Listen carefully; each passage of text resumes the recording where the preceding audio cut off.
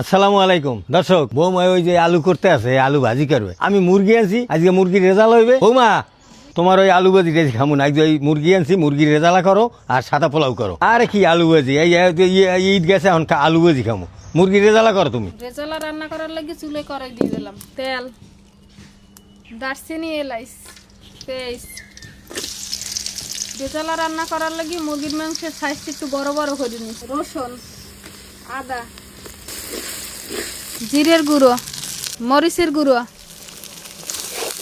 রেজালায় আমি হলুদ দেবো না, হলুদ দেওয়া লাগে না, মরিচের গুঁড়ো দিলেই এই যে। মশলা কষানোর জন্য অল্প একটু পানি, বাদাম বাটা, টক দই।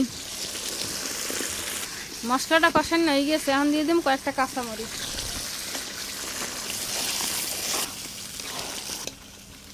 মাংসটা ভালোভাবে কষাই নিতে হইবে।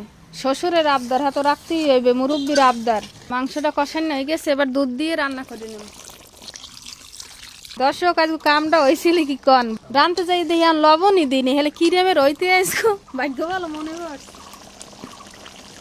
লবণ। মুরগির মাংসের রেজালা রান্না করা হয়ে গেছে, আনুড়েই হলাম।